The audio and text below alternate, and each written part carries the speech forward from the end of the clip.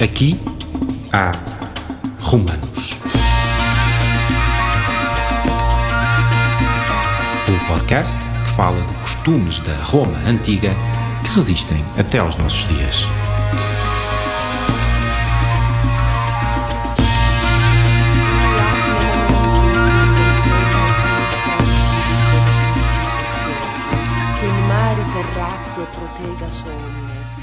Olá, bem-vindos a mais uma edição de Aqui há Romanos. Hoje vamos falar de morte, rituais fúnebres e cemitérios. E para isso temos connosco dois convidados, o professor Rodrigo Banha da Silva, que é arqueólogo no Centro de Arqueologia de Lisboa e professor na Universidade Nova, e... Olá. E a doutora Sara Gonçalves, chefe da Divisão de Gestão Cemiterial da Câmara Municipal de Lisboa. O meu nome é Gisela Monteiro, trabalho na Divisão de Gestão Cemiterial de Lisboa e vou estar convosco a fazer esta conversa sobre, na prática, sobre os cemitérios e a morte agora e nos romanos, e se calhar começávamos mesmo por aí, não é? Como é que era o cemitério, a necrópole agora e na época romana? Na época romana, os romanos têm um conceito do espaço diferente do nosso. Eles não definem uma área cemiterial, eles definem uma área por oposição, que é a área dos vivos, que é uma área protegida e dedicada aos deuses, com um limite, isto nas cidades. E, portanto, no seu exterior é a zona onde é permitido fazerem-se práticas fúnebres e, portanto, podem-se fazer essas práticas como se podem fazer outras práticas muito diferentes.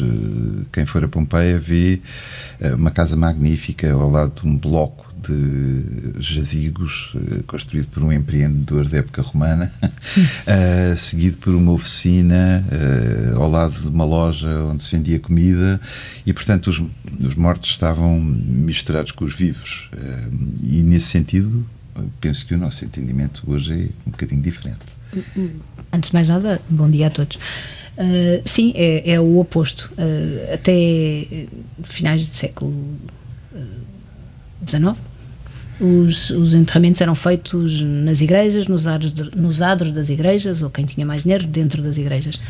Em 1835 sai um decreto assinado por Rodrigo da Fonseca Magalhães que obriga a criação de cemitérios públicos. Portanto, isto foi uma lei que demorou muito tempo a ser concretizada e aplicada. Houve muitas convulsões sociais à volta do assunto, mas na verdade é o contrário disso. Portanto, este decreto vem impor a criação de espaços morados que são os únicos locais onde passa a ser permitido fazer enterramentos. Há exceções nas capelas que existem às vezes nas quintas, aos panteões, algumas coisas dessas, mas a regra passa a ser a criação de espaços fora das cidades, preferencialmente em locais aldearejados. Isto não está escrito desta forma, mas no fundo é aldearejados porque para não contaminarem lençóis freáticos e para o cheiro não se sentir dentro das cidades. Portanto é diferente dessa convivência. Passamos a tratar disto mais como uma questão também de saúde pública. Porque também a morte vive-se de maneira muito diferente, não é? Aquilo que era a morte e a forma como se vivia, onde é que se morria, como é que se morria na época romana, não é a mesma coisa que se passa hoje em dia, não é?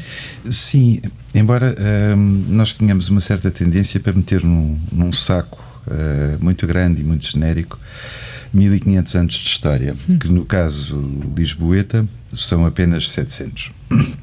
Mas que é o seguinte, quando falamos em romanos, convém ter presente que os romanos são, século I, século II, 10 milhões de pessoas entre o Atlântico, onde nós estamos, e o Iraque atual, ou a Síria atual, e que dentro desse espaço geográfico tão amplo, com tanta gente, há matrizes culturais muito diferentes. É como se fossem aquelas mantas de patchwork, onde cada pedacinho é um resto de qualquer coisa, que depois é cozido a outro resto de qualquer coisa, formando um padrão, e que depois no seu conjunto, quando olhamos, é uma colcha.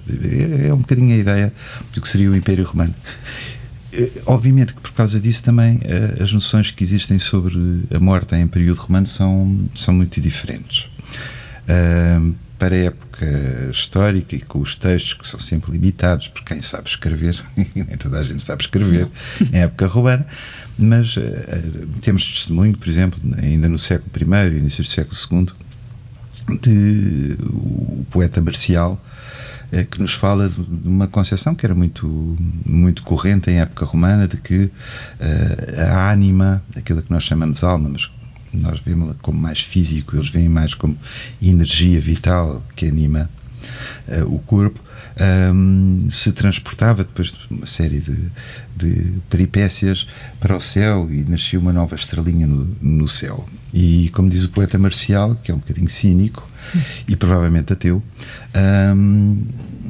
contei essa história e depois diz, isto são histórias para criancinhas, quer dizer, convenhamos que ninguém acredita disto. Obviamente que há o poeta Marcial, como há o imperador Marco Aurélio, que é profundamente crente nessa energia e nesse espaço celestial onde as almas se reúnem, como também em época romana, convém não esquecer,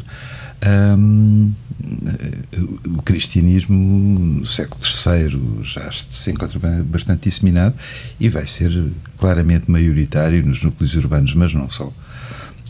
Ao longo do século IV e vai nos marcar. Portanto, existem muitas concepções sobre a morte, como existem muitas formas de tratar o corpo humano durante a época romana.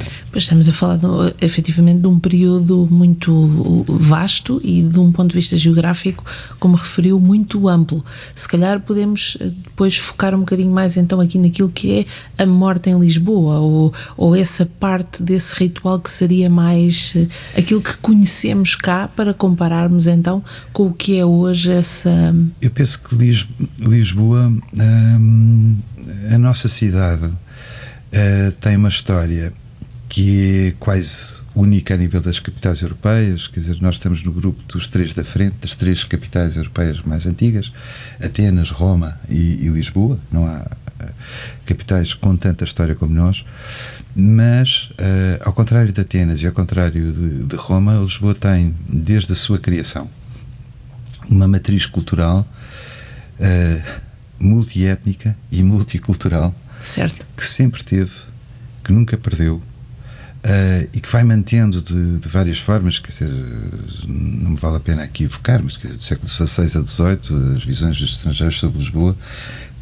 diziam que Lisboa parecia um tabuleiro de xadrez, com os espaços brancos e negros e todos misturados, mas se recuarmos para a Idade Média, temos o Reino de Portugal e os nossos valorosos portugueses comemorados nacionalisticamente, mas mas temos a comuna judaica importantíssima, certo, temos uma comuna islâmica importantíssima. Se formos para a época islâmica, temos os moçárabes, que são cristãos. Se formos para a época romana, temos aí um espaço de alguma homogeneidade de imagem, mas depois temos uma grande diversidade na realidade. Temos pessoas de extração antiquíssima indígena, temos pessoas de extração antiquíssima de colonos que vieram da Península Itálica nos séculos II e I a.C., como temos pessoas que vieram atraídas pelo Porto, que era Lisboa, que é um espaço cosmopolita onde se encontram todas essas culturas. Isso leva a que, para o caso de Lisboa, nós tínhamos uma prática sob uma capa de romanidade efetiva, mas depois, no detalhe, mesmo quando não sabemos explicar muito bem, temos alguns casos que fogem à norma. Nós chamamos, inclusive, em termos estritos da arqueologia, da escavação, neste caso de inumações, de esqueletos, os chamados sepultamentos atípicos, desde uma senhora que é sepultada de barriga para baixo, um grupo de 4 inumados na Praça da Figueira, que são sepultados, como nós dizemos, a fazer o 4, portanto com a perna cruzada, que são gestos distintivos, são marcas deliberadamente praticadas para os distinguir de outros indivíduos, mesmo que nós não saibamos explicar porquê. E penso que até a nível da morte, isto é o desafio para a minha colega, nós continuamos a ter esta diversidade. Sim. Bom, em relação às posições atípicas, temos, que seja do meu conhecimento, apenas um caso. Temos um jazigo no Cemitério dos Prazeres de um professor que desenhou o seu próprio jazigo e o caixão está em pé. Pronto, e esse é atípico. O resto dos enterramentos são típicos, são na posição que nós hoje dizemos normal, deitados, barriga para cima, com as mãos em cima da barriga, qualquer coisa assim parecida. Em relação às práticas e essa interculturalidade, os cemitérios de Lisboa, cidade de Lisboa, os cemitérios municipais, nós temos 7 cemitérios municipais e depois temos 3 cemitérios de outras comunidades. Temos um da comunidade judaica, temos o cemitério mais antigo de Portugal, que é de 1700 e qualquer coisa, que é o cemitério inglês, portanto, o cemitério protestante, e temos o cemitério alemão. Portanto, temos estes 3 cemitérios para além dos nossos. Nos cemitérios de Lisboa, a Câmara assumiu sempre uma postura, essa mesma postura intercultural, se calhar por conhecer bem a realidade de Lisboa. Portanto, a maior parte dos cemitérios são católicos, os cemitérios do país são católicos, os nossos têm, a maior parte deles tem uma capela, mas não são cemitérios, pelo menos até hoje não encontramos nenhum registro de que o cemitério em si tenha sido benzido, sacralizado. Portanto, aquilo que se fez, que se instituiu foi: cada sepultura é benzida individualmente e, portanto, os nossos cemitérios serviram sempre para todas as crenças. Houve uma altura até em que houve uma legislação que obrigava à construção de muros para separar os católicos dos outros. Esse muro terá sido começado a construir, mas nós temos registros do Presidente da Câmara dizer: mande-se abaixo esse muro, isso não é para existir nos nossos cemitérios são para todos. E isto em 1876, sim, 72, por aí. Portanto estamos a falar numa época inesperada, quase, não é? Portanto, a Câmara assumiu sempre essa postura. A partir daí temos tido sempre, foi sempre um cemitério aberto, os cemitérios abertos para todos. Em 97 foi criado, inclusivamente, foi feito um protocolo com a comunidade islâmica de Lisboa que permitiu a criação de um talhão com 17 mil metros quadrados aproximadamente para a comunidade islâmica. Talhão esse hoje que foi alterado do cemitério do Lumiar para o cemitério de Carnide.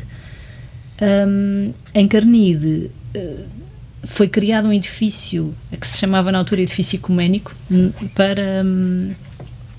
para fazer os velórios de todos. Portanto, não é uma capela, é um edifício sem qualquer simbologia, sem simbologias religiosas, mas que permite que cada comunidade leve os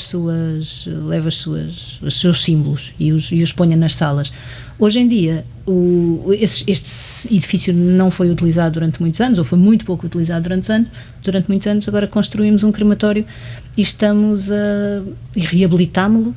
Esperamos abrir muito brevemente, estamos a contratar a equipa que vai permitir que ele entre em funcionamento, mas temos a comunidade, já fizemos uma série de velórios da comunidade islâmica, da comunidade hindu, da comunidade de Jeová, de várias comunidades evangélicos, e que nos permite perceber estas crenças todas, e portanto vai ser um edifício também assim um bocadinho, essa mistura dessas culturas todas que o Rodrigo falava, que é a cidade de Lisboa, que encontram ali o seu espaço, porque Lisboa não tem, os velórios são em salas normalmente acopladas às igrejas e, portanto, não há espaços para que cada uma destas comunidades possa realizar os seus velórios. Não, e no fundo é uma recuperação da herança, uma manutenção, talvez a palavra mais correta seja uma manutenção dessa herança de multiculturalidade.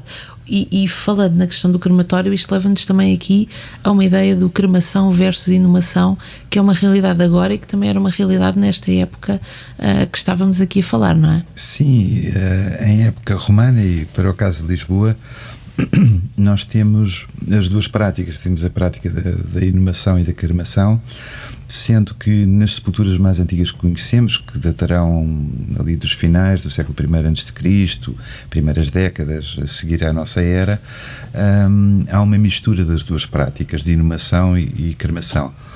Depois há uma tendência, a partir dos meados do século I, para um predomínio, uma quase exclusividade da cremação, como prática ritual, que se vai manter até ali aos finais do século II, quando começam a ressurgir as inumações. E quando chegamos ao século III, o cenário já se inverteu, ou seja, já temos umas inumações predominantes, umas cremações. Nota-se que as cremações são muito mais caras, não é? Que é preciso escolher a madeira, é preciso erguer a pira. Normalmente havia, em época romana, e terá havido com certeza em Lisboa, pessoas dedicadas ao exercício profissional de atividades funerárias, e portanto especializadas em preparar estes rituais, em preparar o velório, em preparar o cortejo fúnebre e a própria sepultura. Mas portanto no século III há uma retoma com muita força da inumação, que se torna dominante, para no século IV, em parte fruto também do cristianismo triunfante, mas não só, a inumação vir-se a tornar quase exclusiva, e depois, já mais para a frente, absolutamente exclusiva. Que é um bocadinho... Sim, é um bocadinho o que acontece aqui em Lisboa. O primeiro, não só Lisboa, o primeiro crematório em Portugal foi no Alto São João. A primeira proposta de construção é de 1911. O crematório acabou por só ser construído em 1925. Também tivemos aqui a Primeira Grande Guerra, que portanto, não havia metais, não havia como produzir o forno veio da Alemanha. Portanto, a primeira cremação é em 1925. O forno trabalhou até 36 e depois foi encerrado. Não há razões claras deste encerramento, ou por falta de procura, ou por falta de manutenção, ou razões políticas, não sabemos, mas fechou. Portanto, até 85 não houve mais cremação em Portugal, com exceção de algumas cremações feitas em Pira, precisamente pela comunidade hindu, peço desculpa, que eram realizadas fora de horas no cemitério do Alto São João. Em 85 o forno foi reativado e a partir daí foi um crescendo de procura. Sendo um país maioritariamente católico, houve muita relutância na adesão à cremação. Embora o Concílio do Vaticano II, desde 63, permita a cremação, não é uma coisa que fosse aceite naturalmente. Portanto, foi preciso aqui um trabalho também em conjunto até com a Igreja de explicar às pessoas que a cremação era possível e permitida. Hoje em dia o Papa Francisco aquilo que diz é: façam a cremação, mas mantenham as cinzas no cemitério. É importante que as cinzas se mantenham neste local supostamente sagrado para se poder fazer o culto.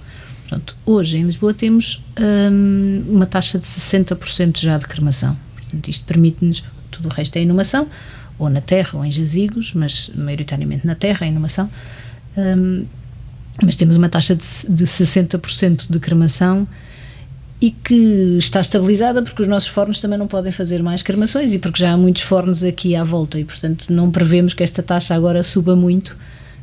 Vai manter-se mesmo com este quarto forno agora encarnido, mas que é uma tendência que vai crescer para o resto do país. No norte há muito menos cremação, aqui temos quase o movimento inverso, não é? Tivemos aqui um movimento em que a inumação substitui a cremação, e depois agora temos a cremação a substituir, de certa forma, ou pelo menos a crescer significativamente para substituir a inumação.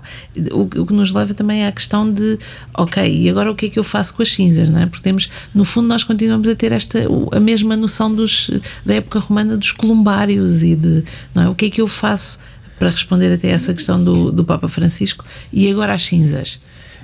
Sim, em época romana, os romanos têm uma particularidade.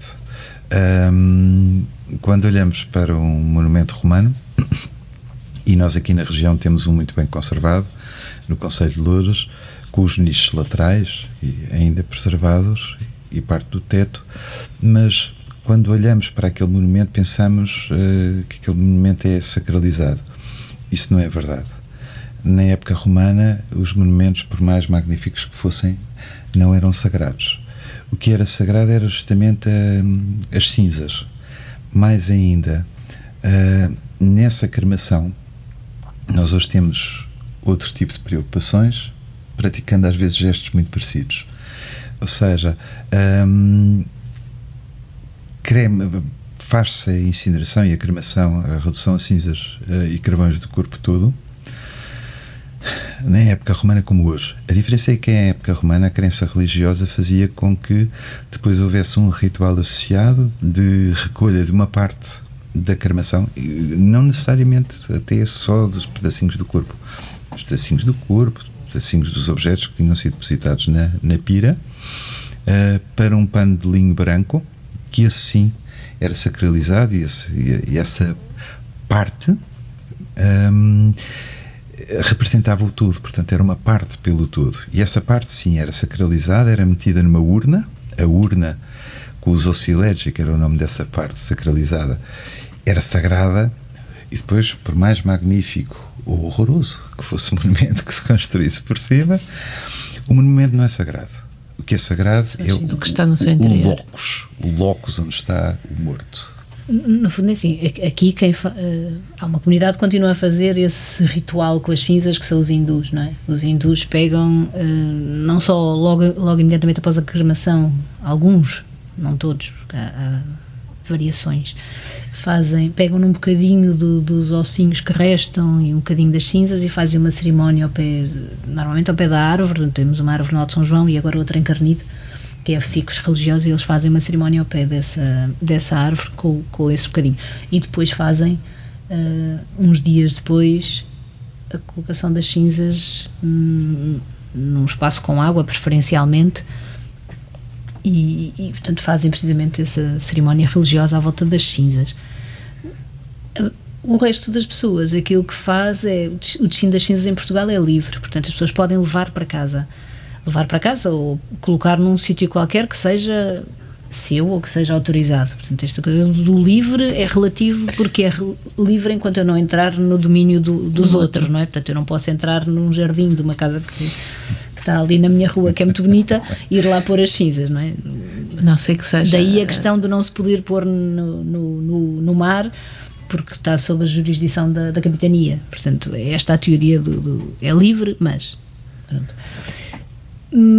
As pessoas, quando levam, nós percebemos que muitas pessoas algum tempo depois se arrependem e voltam a trazer as cinzas para o cemitério, porque não encontraram o tal espaço que lhes fazia sentido, ou porque ficaram cansados de ter as cinzas dentro de casa, em cima da lareira, ou seja lá do que for, que continua a haver muita gente guardado no armário.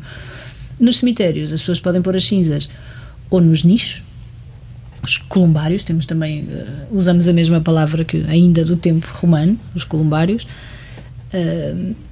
ou podem pôr em cendrários, que são, temos duas tipologias, uns jardins ou uns espaços coletivos. Os cendrários são sempre espaços coletivos de deposição anónima das cinzas. Portanto, as cinzas, quando vão para estes espaços, não são recuperáveis. Portanto, não têm nome, não temos espaço até para ter nome. Esse é um dos problemas em Lisboa, não é? Não há... Aliás, eu acho que a cremação também cresce muito por esta razão. Há pouco espaço, há poucas opções. Claro.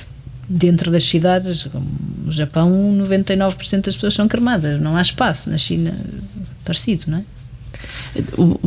Mas continua-se a celebrar o morto, não é? Portanto, continua a haver o Dia dos Finados para nós, ou continua a haver, ou havia, não continua a haver uma celebração que os romanos faziam para celebrar os seus antepassados que tinham falecido. Sim, em absoluto. Os romanos não tinham férias, os romanos tinham festas de matriz religiosa, e tinham sobretudo duas, a Parentalia e a Ferialia, que eram ocasiões em que se devia ir honrar os seus entes queridos, os seus antepassados.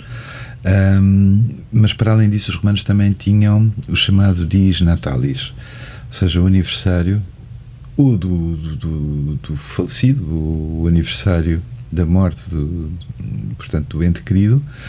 E nessas datas festivas, neste dies natalis, era suposto que a família se deslocasse ao túmulo do falecido e praticasse uma refeição fúnebre, chamado silicérnio, e onde o morto também tinha o seu quinhão. Em muitos casos, fora de Lisboa, mas por exemplo em Mérida ou em Córdoba, existia inclusive um tubo, um canal que conduzia da superfície para o locus sagrados, onde estava a urna, para se deitar a comida, o quinhão, para o falecido. Em Lisboa ainda não vimos isso, e é bastante provável que acontecesse como acontecia com certeza noutros sítios, em que havia a toma da refeição,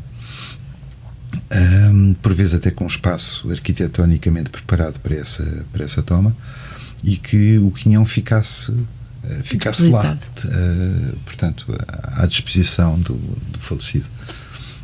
Não, é engraçado, por exemplo, em Timor, eles fazem no dia de Todos os Santos, portanto, que eles chamam o Dia das Almas, eles cozinham durante o dia as refeições que a alma gostava, fazem em casa, não fazem no cemitério, mas ainda hoje fazem isto. Cozinham as refeições que ele gostava, deixam-nas até para lá da meia-noite, precisamente para o morto poder comer tudo aquilo que quiser, e depois comem eles, depois da meia-noite, as refeições que prepararam para o morto. Pronto, estas práticas cá em Portugal eu também não conheço, não é, há várias culturas que celebram o Dia dos Mortos de uma forma muito intensa. Os asiáticos, os indonésios também retiram as múmias, vestem as múmias. No México, o famoso Dia dos Mortos, não é? Que é património da Unesco, o Dia dos Mortos do México, do mexicano. Cá em Portugal, as pessoas continuam a ir aos cemitérios, mas a verdade é que cada vez menos. Se calhar também estes 60% da cremação também já têm uma postura diferente e o seu impacto, não é? Mas nós temos fotografias de épocas de finados, mesmo já do início do século XX, com as ruas cheias de gente, a meio do século XX, com as ruas cheias de gente. Hoje em dia há gente nos cemitérios, há mais gente do que no resto do tempo, mas não é a mesma coisa. O 2 de novembro não é o 2 de novembro, não é o 2 de novembro, não é o que era. Pronto, lá fora, nas aldeias, ainda há muito as sepulturas têm que estar todas muito arrumadas, muito arranjadas, com muitas flores. Cá em Lisboa já não é a mesma coisa. De qualquer forma, e até para terminarmos, fica esta nota da visita a estes espaços. Nós, quer de um ponto de vista dos cemitérios, quer de um ponto de vista destas ruínas romanas, ainda temos o que visitar em Lisboa, não é? Sim, em absoluto. Em absoluto. Sim, dos nossos cemitérios há muitas coisas para visitar. Nós inclusivamente fazemos agora visitas também para ver os ditos monumentos de que falava. Temos visitas organizadas pela Câmara, visitas gratuitas que são todos os meses. E temos as inscrições, que são uma herança romana tão importante, ou seja, comemorar a memória do morto, o nome do morto, é manter a sua memória viva. Isso era muito importante para os romanos e continua a ser muito importante para nós. Sim, nós temos muitos epitáfios com muitas... Alguns até com histórias engraçadas. Muitos são o comum, não é? Aqui jaz a minha mulher, não sei o quê, o filho querido. Continuamos a ter inscrições em latim. E continuamos a ter inscrições em latim. E com abreviaturas também. Com abreviaturas. temos histórias muito engraçadas. Temos uma senhora que se casou 3 vezes e nos prazeres, e toda essa história dos vários casamentos, e do primeiro marido que morreu e do segundo marido que morreu, tudo isso está inscrito no seu epitáfio. No seu epitáfio. Portanto, os epitáfios também nos mostram muito daquilo que eram a memória das pessoas, do que era a vida deles, não só as memórias profissionais, que as pessoas gostam de enaltecer aquilo que fizeram de muito bom em vida, mas muito estas coisas pessoais Por outras palavras, ainda há muito de romano em nós. Isso, ainda há muito de romano em nós. Muito obrigada a todos e até um próximo podcast. Muito obrigado. Aqui há Romanos é um podcast da Agenda Cultural de Lisboa. Foi idealizado e produzido em parceria com o Centro de Arqueologia de Lisboa para assinalar o 10º aniversário da criação deste equipamento da Direção Municipal de Cultura da Câmara Municipal de Lisboa. A sonoplastia e genéricos são da autoria de Fernando Figueiredo. A coordenação é de António Marques.